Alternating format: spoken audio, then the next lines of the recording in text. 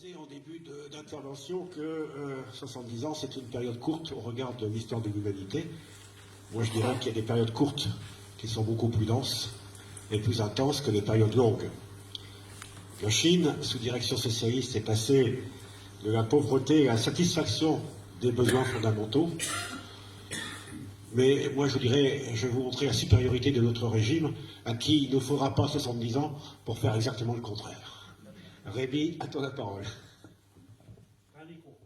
Bonjour à toutes et à tous. Un grand merci d'être venus si nombreux à cette rencontre. Merci aux organisateurs. C'est tout à fait fondamental de marquer les 70 ans de la Révolution chinoise, du début de la Révolution chinoise. Je vais vous proposer, comme il a été annoncé, quelques commentaires sur l'économie chinoise, sur la croissance de l'économie chinoise. D'abord, en partant d'un constat, ce constat que l'on connaît tous, plus ou moins, c'est celui d'un taux de croissance de la production, dite intérieure brute, le taux de croissance de la création de richesses, disons, en Chine, qui est tout à fait, comme il a été rappelé par M. He, tout à fait extraordinaire. Extraordinaire quantitativement, parce que la Chine est depuis la République populaire de Chine et depuis maintenant plusieurs décennies avec le plus fort taux de croissance du PIB au monde,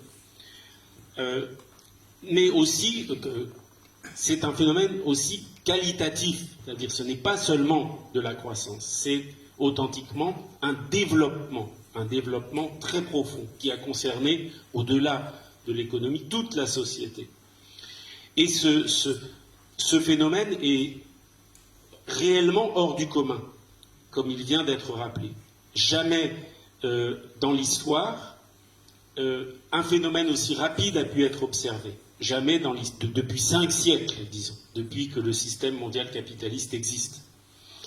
Et, je le redis, c'est un phénomène aussi hors du commun comparativement à toutes les autres économies. Donc il s'est passé quelque chose d'absolument énigmatique finalement pour beaucoup de gens en Chine. Bien sûr qu'il y a beaucoup d'explications, mais disons que elles sont rarement, elles touchent rarement le fond du problème. Okay, je parle d'énigme de la croissance chinoise parce que ce phénomène extraordinaire a laissé place, disons, à une bataille idéologique extraordinaire. Et de cette bataille idéologique entre la voie chinoise et les voies que je qualifierais des organisations internationales, si vous voulez, ou des pays capitalistes dominants, des États-Unis en tête, évidemment. Tout cela, toute cette bataille a débouché sur une certaine confusion. Et dans cette confusion, des idées de propagande idéologique ont pu passer. Et la plus enracinée, la plus dramatique selon moi, c'est celle qui expliquerait ce phénomène absolument extraordinaire qu'est la croissance de la République, de l'économie de la République populaire de Chine, par la mondialisation. Voilà.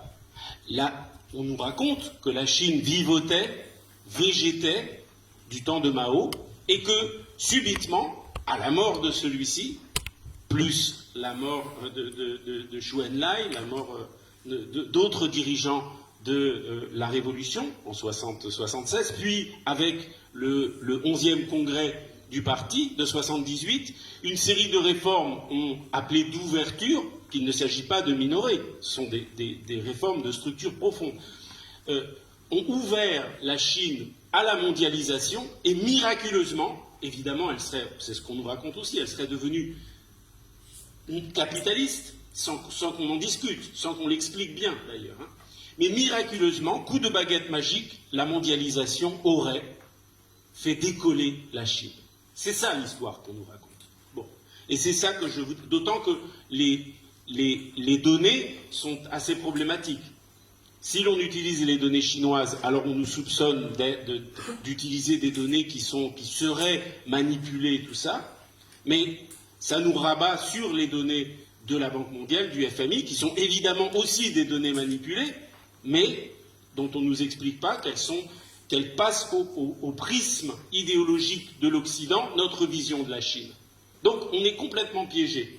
Où on tourne le regard vers la Chine et on est soupçonné de croire à la langue de bois des dirigeants, pseudo-langue de bois des dirigeants chinois. Et si on remet en cause les données statistiques des organisations internationales, alors il ne reste plus qu'une chose, c'est les construire soi-même. Alors ça, évidemment, c'est du boulot. C'est tout ce qu'on... Bon, moi, le livre qui a été évoqué tout à l'heure présente un certain nombre de séries statistiques qui ont été reconstruites, que j'ai reconstruites avec l'un de mes doctorants chinois à la Sorbonne. Donc, c'est pas un livre technique, c'est un livre grand public, mais ça explique un petit peu pourquoi il était nécessaire de reconstruire ça. Bon. Sur la base de ce travail statistique, qui n'a pas cherché à imposer des résultats, on a reconstruit des séries, on a regardé ce que ça donnait, simplement. Le but étant de remettre en cause le consensus qui nous est imposé. D'accord ? La Chine serait capitaliste, la Chine s'est ouverte à la mondialisation capitaliste, donc elle a décollé. Autant vous dire que je conteste ça, évidemment. Selon moi, c'est même un mensonge, hein, un mensonge total. Alors, je vais vous donner quelques explications qui débouchent de ce travail que j'ai entrepris, que nous avons entrepris. D'abord, la Chine émerge. Alors, elle aurait émergé il y a 40 ans. C'est juste ridicule. La Chine a émergé il y a plusieurs milliers d'années en tant que civilisation et État-nation même, économie. La Chine a dominé même l'économie mondiale jusqu'à peser pratiquement un tiers de la production et du commerce jusqu'au début du XIXe siècle, c'est-à-dire jusqu'au moment de l'agression britannique et occidentale avec la guerre de l'opium. La Chine dominait la production et le commerce sans être capitaliste. Elle était évidemment insérée dans un système mondial qui était déjà un système mondial capitaliste, mais la Chine dominait l'économie mondiale sans être capitaliste. Bon. Ensuite, il ne s'agit pas de nier le fait que la croissance économique s'est accélérée avec l'ouverture, puis encore accélérée avec l'adhésion à l'OMC. Donc, accélération dans les années 80, puis encore dans les années 90 et surtout 2000. Il ne s'agit pas de le nier, mais il s'agit de comprendre s'il s'agit d'un phénomène continu qui a commencé avec la révolution chinoise ou s'il y a eu une sorte de baguette magique qui est intervenue au moment où les capitalistes s'en sont mêlés. Ce que l'on montre et que l'on voit très clairement, c'est que quand il y a eu cette accélération de la croissance, toutes les institutions du socialisme étaient déjà là, étaient encore là dans les années 80. Okay. Mais surtout, ce qu'il faut bien voir, c'est qu'avant, dès les années 70, avant la mort de Mao, la croissance économique était très forte en Chine. Je vous donne quelques chiffres. Sur toute la période de 52, à partir du moment où on peut avoir des données, jusqu'à aujourd'hui, le taux de croissance de la Chine, c'est à peu près en moyenne 8,5% par an. Le taux de croissance du PIB, en termes réels.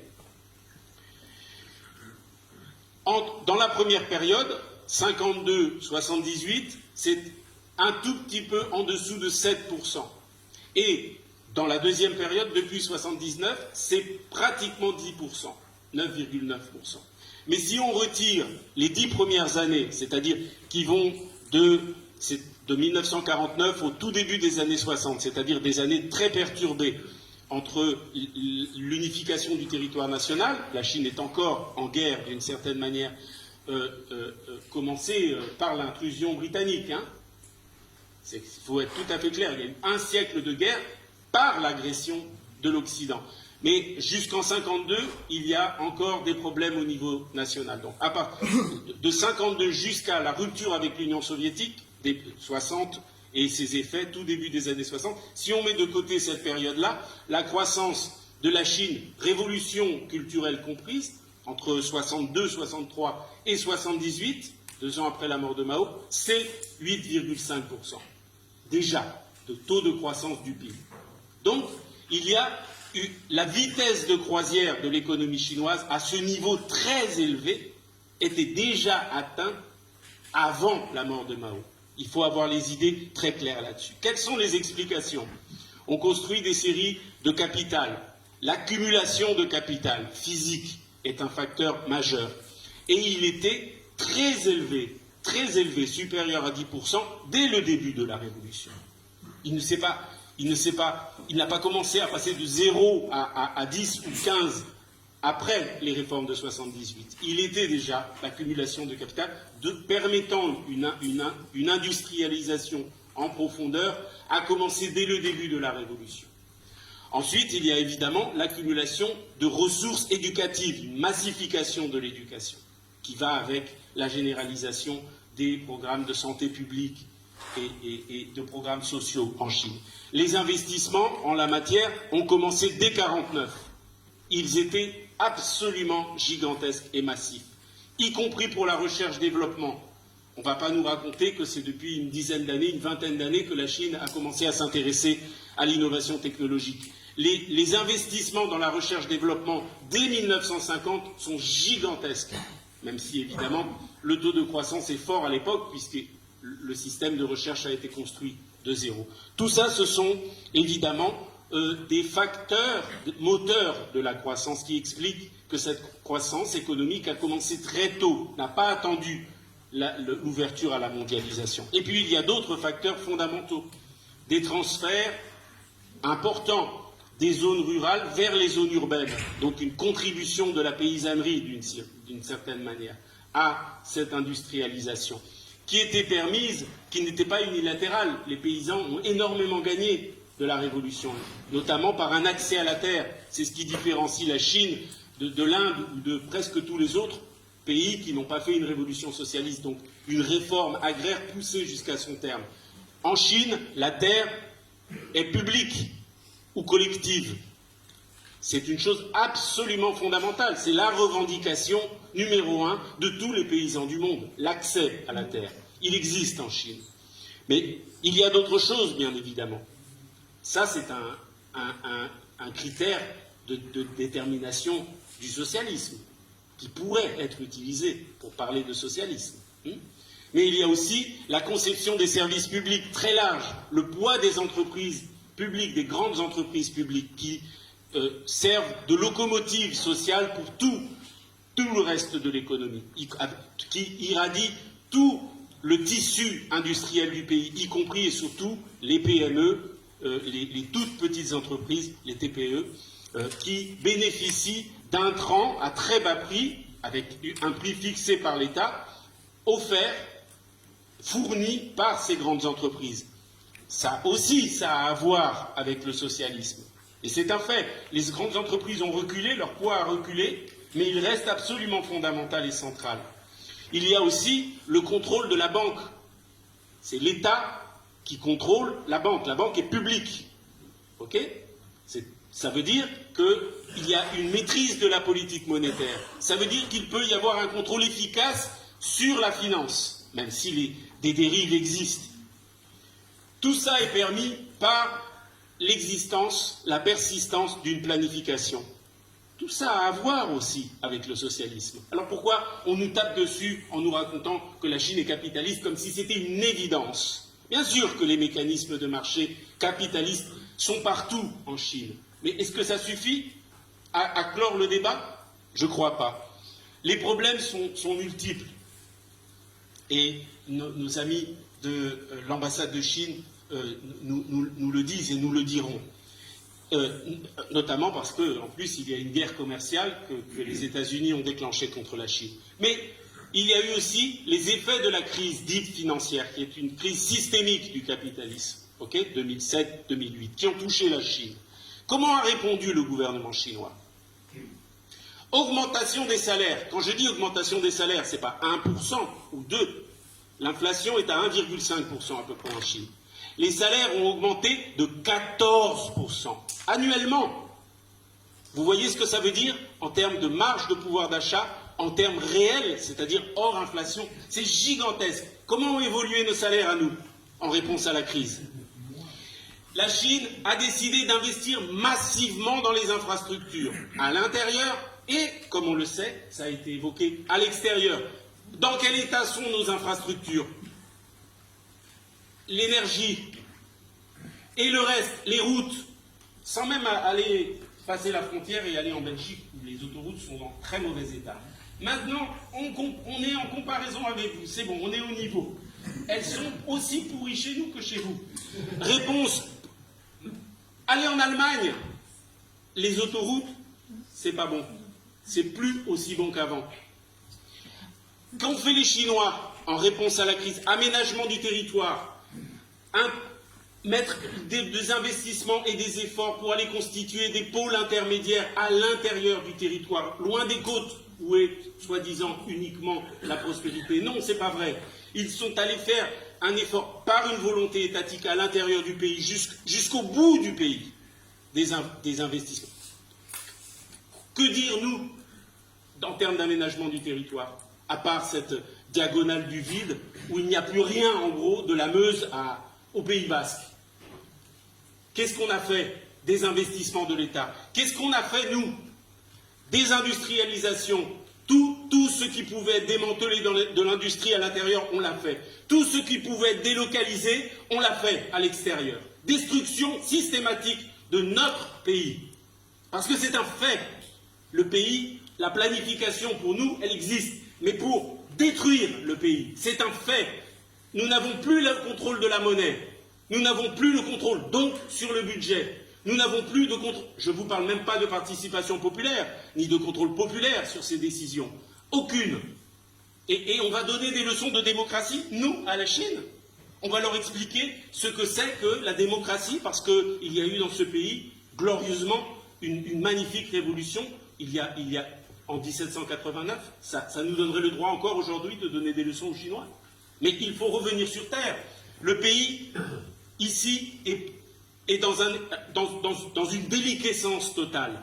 Et on voudrait en plus avoir notre accord. Et qu'on acquiesce à ça. Bon, je ne suis pas en train de vous dire que la Chine est un modèle.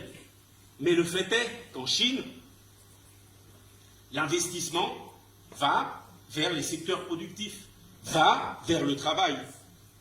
L'attention va vers le travail, vers la main-d'œuvre, hausse de salaire, formation, qualification, innovation. Nous, on vend tout, on démantèle tout, on abandonne tout. Là, pourquoi la Chine est intéressante pour nous? D'abord, pour qu'on ne nous raconte pas de salade. D'accord? Qu'on ne nous raconte pas de salade. La Chine a connu cette croissance extraordinaire parce qu'elle l'a voulu, elle, parce que son peuple s'est battu avec un État qui a tenu le coup dans cette mondialisation terrible qui ravage tout. Parce qu'au-dessus de l'État, il y avait un parti qui s'appelle, c'est un fait, un parti communiste, qui a tenu le cap. Et il a défendu jusqu'au bout les intérêts de cette nation et de ce peuple. C'est un fait. La croissance et le développement de la Chine n'est pas dû à son ouverture à la mondialisation capitaliste. C'est précisément parce que les Chinois ont maîtrisé, ont contrôlé de toute leur force cette ouverture et ce processus de réforme structurelle qui a existé, qui a même porté ses fruits. Mais c'est parce qu'ils l'ont maîtrisé à bout de bras que la mondialisation n'a pas produit en Chine ce qu'elle produit partout ailleurs au Sud. La déstructuration des économies, la destruction des sociétés. Et maintenant, ce n'est plus qu'au Sud que se produit cette destruction capitaliste. C'est ici, au Nord, y compris dans notre pays. Donc la Chine est importante pour nous, non pas pour la regarder béatement ou répéter qu'il faudrait copier. Les Chinois le disent eux-mêmes, ils n'ont copié personne. Il y a rien. Donc nous n'avons pas à copier sur ce modèle-là. Mais ce qu'ils font, nous devons en tirer les leçons. et comparer avec ce qu'on fait nous, ou ce qu'on ne fait plus, justement. Et refuser cette soumission de la France économiquement à l'Allemagne, qui est en récession, qui est en autodestruction elle aussi, okay, et politiquement à l'OTAN et aux États-Unis. Voilà, c'est ça que je voulais vous dire. Merci.